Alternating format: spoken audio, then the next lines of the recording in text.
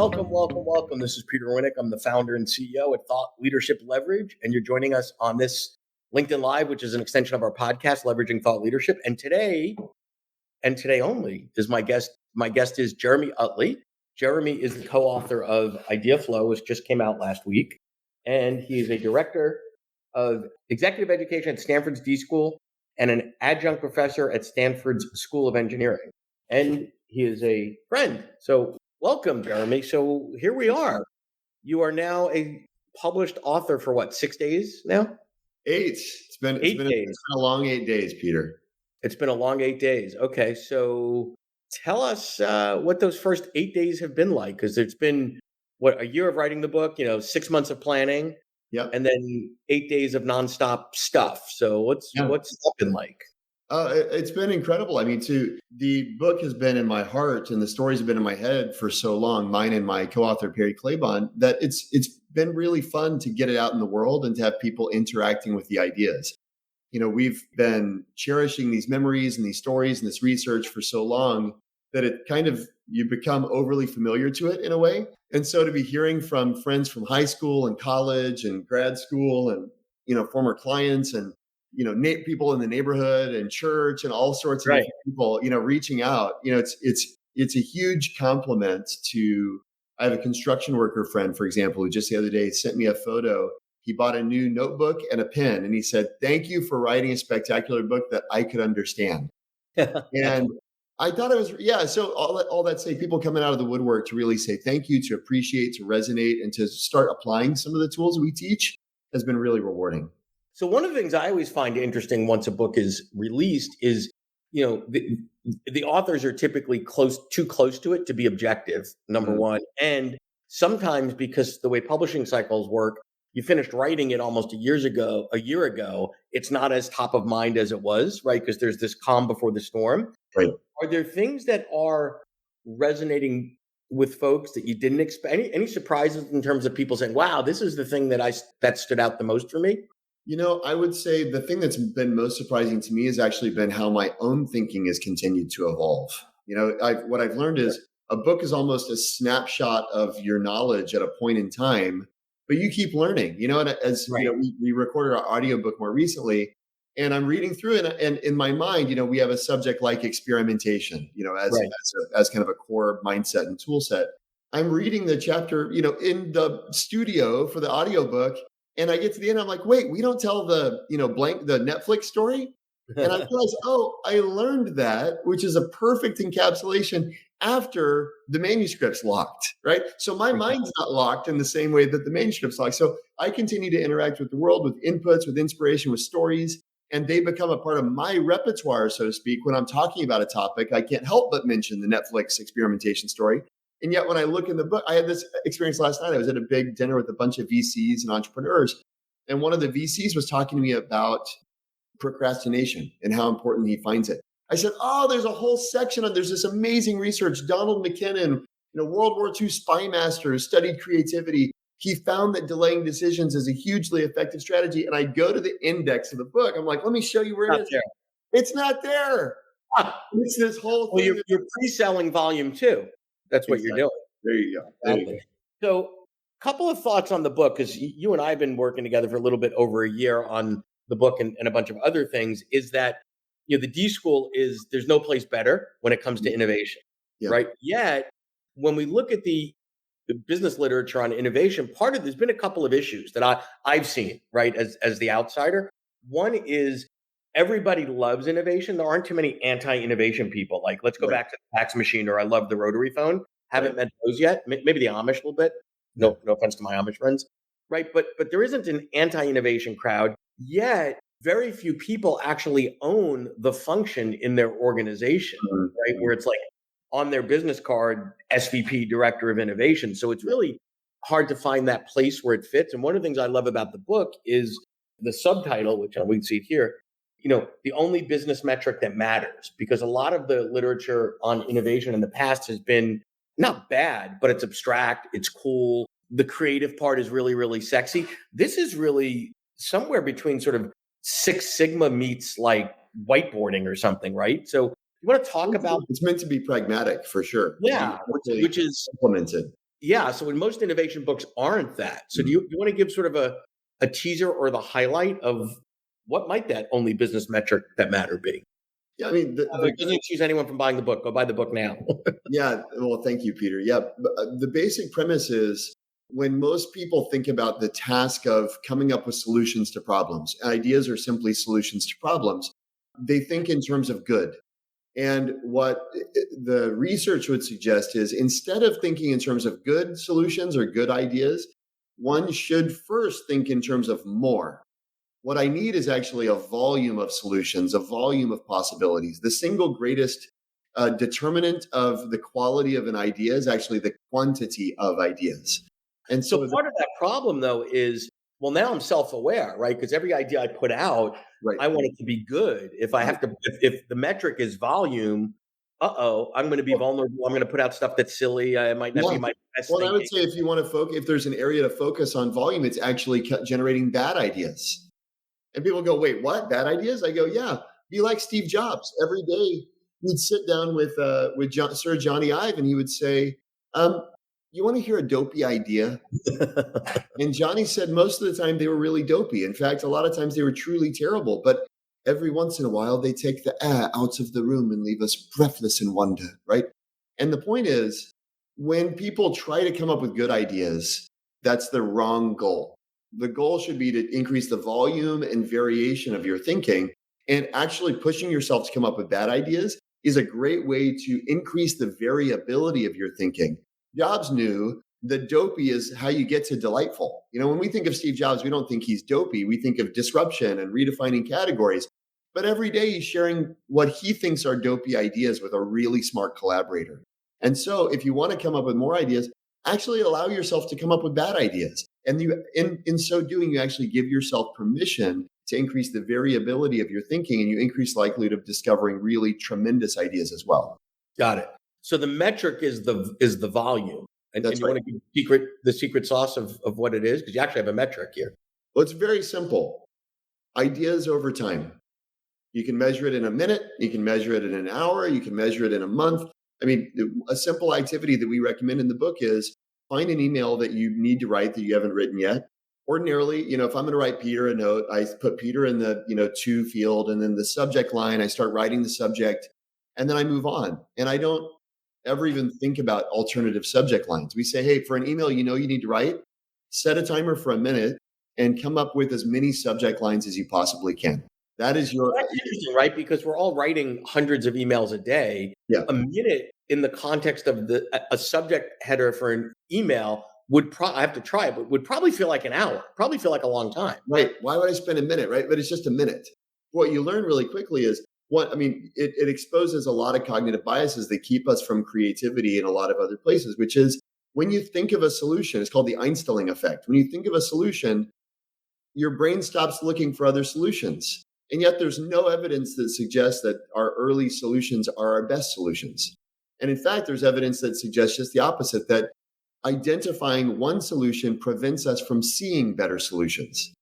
So So by that's shifting the goal to quantity rather than quality, you actually change the definition of success. and that's really the flow part of idea flow is letting yourself get into that place Yeah, where you can just sort of not crank them out for the sake of cranking them out, but being in the zone. that's right. Yeah. Awesome. So thank you for that highlight. So give us a sense now of I think I want to spend a couple minutes here if you would. So I've talked to lots and lots of people over the years about how hard it is to write a book. So we're not going to go there. But I want to talk about how hard it is to get ready to get a book to market. And then you're in the very early stages with a very full calendar of activities. So talk about sort of how I don't know if difficult's the right word, but how much energy, effort, et cetera, and the teams involved in thinking about what needs to be done to get this book out there, tapping into your friends, tapping into your network, tapping into your communities. Because this Yeah. is the stuff that people don't really talk about enough, in my humble opinion. No, there's a tremendous amount of coordination that happens on the back end. And you think, well, the publisher markets a book, and definitely they're a tremendous and incredible resource. There's a marketing team, et cetera, publicists, you probably have PR folks, et cetera. And with all of their effort, there is an enormous amount of responsibility on an individual author to galvanize their friends and family and their followers and their clients and help people understand that the opportunity is out there. And I think the tendency, for at least for me, is to feel very self-conscious of mentioning the book, or because I go, oh, people already know. And the truth is, I already know. But actually very few people do, because the way social media algorithms work and otherwise, even email open rates, it's highly unlikely that a message that you put out there is being consumed by anything more than a very, very, very small percentage of your audience or your Sure, network. sure. And But so, stay with this for a minute. So a lot of, because I think you touched on a key point. A lot of folks are reluctant. It feels awkward. I'm not in sales, of asking their friends and such to help them promote the book and spread the ideas and get it out into the universe. And I think what most are pleasantly surprised about is how receptive people are to helping you. They know you, they love you, they're a fan of the work, they appreciate you.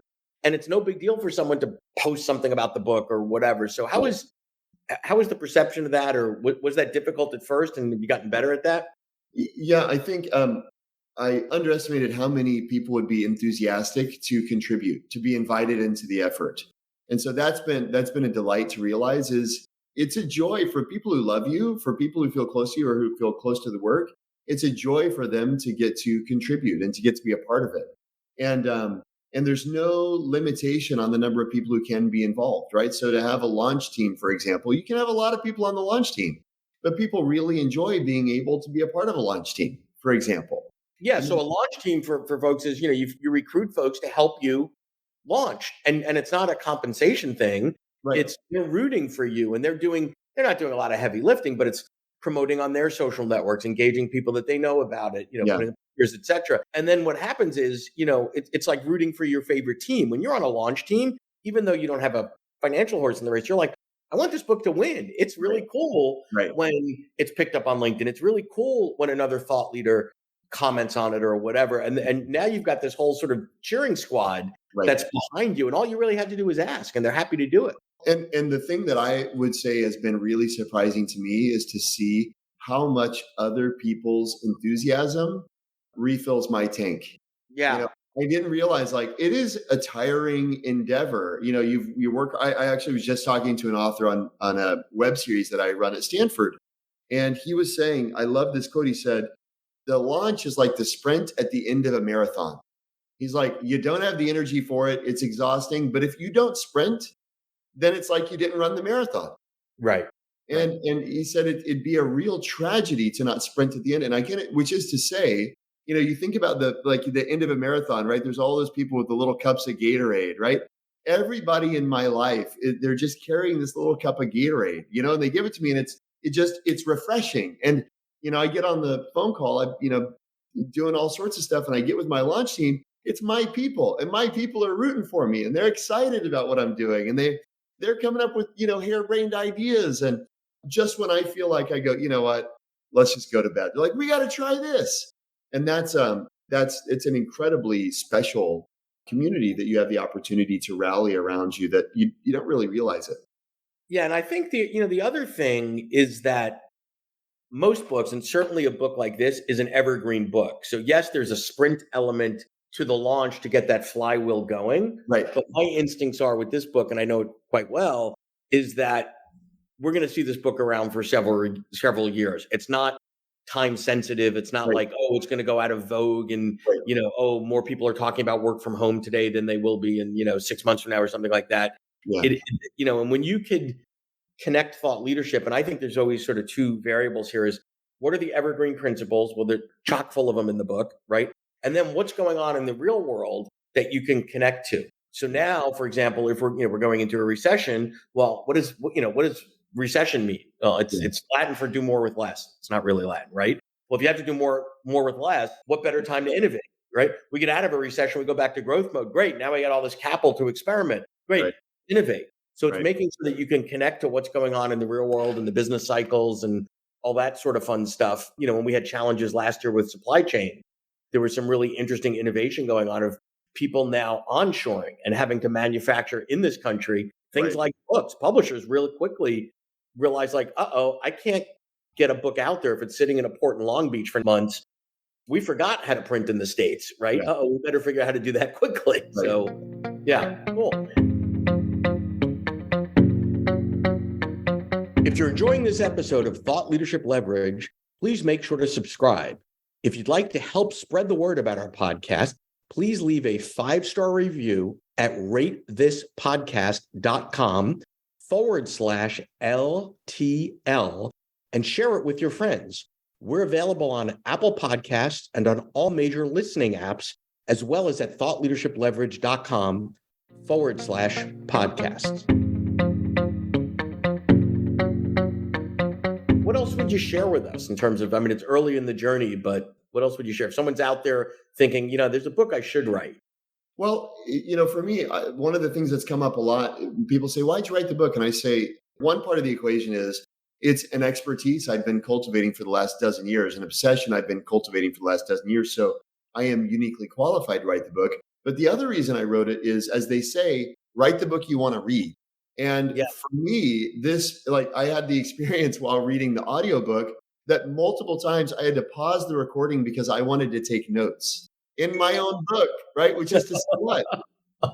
It's a book I wanted to read, right? And I mean, nobody's walking around with a book in their head, right? So stumbling over stories and research that I had forgotten I knew at one point, right? So that was exciting. But to me, if you're thinking about writing a book, then the question is, well, what kind of book do you really wish was in the world? And for me, this book is a book that I wish was in the world. I remember the old Men's Hair Club, New Yorker, I'm not just the president, I'm also a member, and I feel like I'm not only the author, I'm also the student, and there's a part of it that is guru-esque in that there's a unique and differentiated knowledge that I've been fortunate enough to acquire through collaboration with Perry and many others over the last dozen years.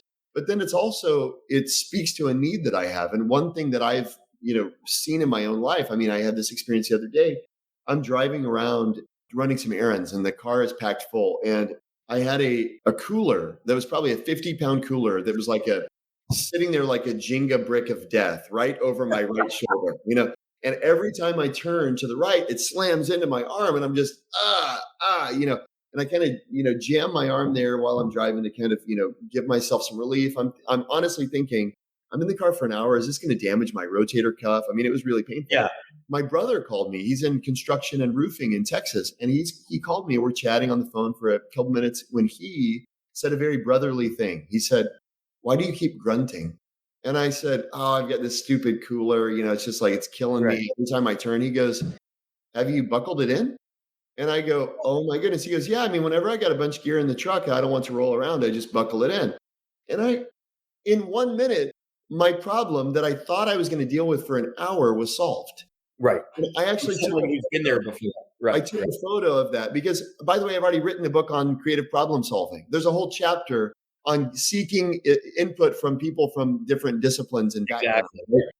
If anybody knows to ask my construction working brother for help in a moment of need, it's me. And yet in that moment, I fall prey to the very same cognitive biases that everybody else does. And so, which is to say, I need the material as much as anybody else. And I think if you're thinking about writing the book you need and doing the work to assemble the research and the expertise to be able to be a credible contributor to that sphere is really, really a powerful source of motivation and source of inspiration.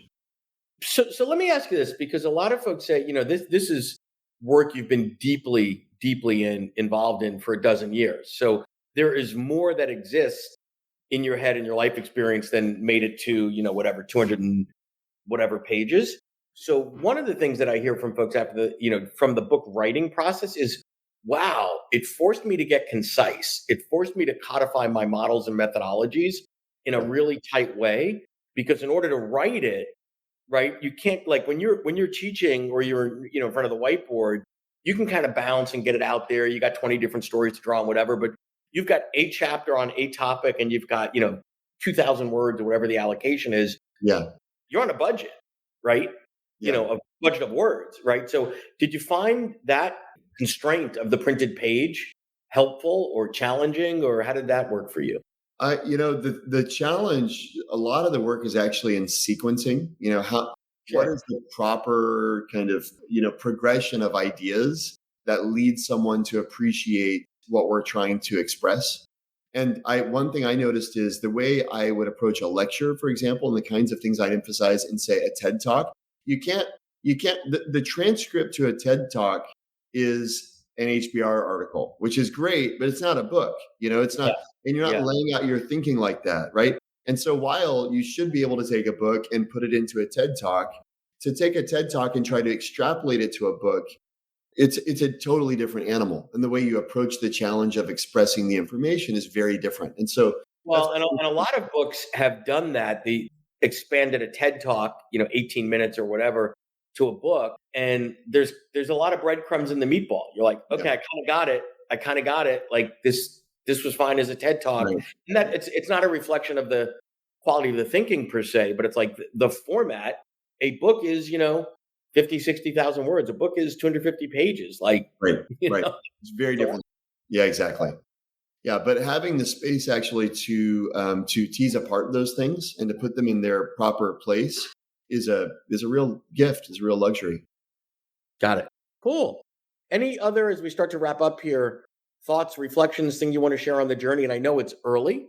It's very early in the process, not in terms of time of day, but any other things that come to mind as you're going down this path? Well, like I will just show, I'm in my home office here, but you can see ideas are everywhere, right? And I would say in the journey, one of the things that was phenomenally helpful for me is to develop a habit of writing just a daily blog. It's something Mhm. Seth Godin has mentioned. It's something Yeah. that Austin Kleon, many have mentioned. But the value of learning to express your ideas in writing, you can do it today. A book isn't the first thing, you know. No, First it's a thing is heavy lift. start writing Right. some things down and don't think about what's the outline or what are, for me, I give myself a challenge of 30 minutes a day. Can I crystallize an idea, an observation, a piece of research or an insight or a story, 30 minutes a day and share it. I share it with the world on my blog. I write a blog every day, but it's very useful to get in the habit of committing things to paper or things to the page, because then beyond getting in the, habit of actually writing, you have a wealth of material that you can start to draw on and say, well, how does this fit? And how does this fit? And Yeah. things like hyperlinking, for example. Like I find my blog is basically an external hard drive for my brain. And there's so many links that if I go there, I start linking to stories and ideas that I had forgotten, the connections that I had made, right? That's And so so funny. having a place like that, it's a little bit different. I've got Evernote notes. If you Sure. talk to Stephen Johnson or Dan Pink or, famous Yep. authors, they've got, logs, they've got notes, they've got files where they keep inspiration. I find there's something about the hyperlinking functionality of a blog that's actually really useful and allows you, even as a researcher in your Back. own, Yeah. Yeah. Yeah. Yeah. kind of Yeah. track streams of thought in an unexpected way. No, that's awesome. Well, I appreciate your time. I appreciate you. It's a great book. You should run out, not you, because you already have one, but everyone but you should run out and buy a copy of it. If Or folks go to the website right now, ideaflow.design, they can also get a free chapter of a bonus chapter called How to Think Like Bezos and Jobs, which is a really great kind of summary of some of the ways in which Bezos and Jobs approached problem solving. And that's free on the website. Cool. Well, thank you so much. Appreciate your time today, Jeremy. My Thanks. pleasure. Thanks for having me. To learn more about Thought Leadership Leverage, please visit our website at thoughtleadershipleverage.com. To reach me directly, feel free to email me at peter@thoughtleadershipleverage.com. And please subscribe to Leveraging Thought Leadership on iTunes or your favorite podcast app to get your weekly episode automatically.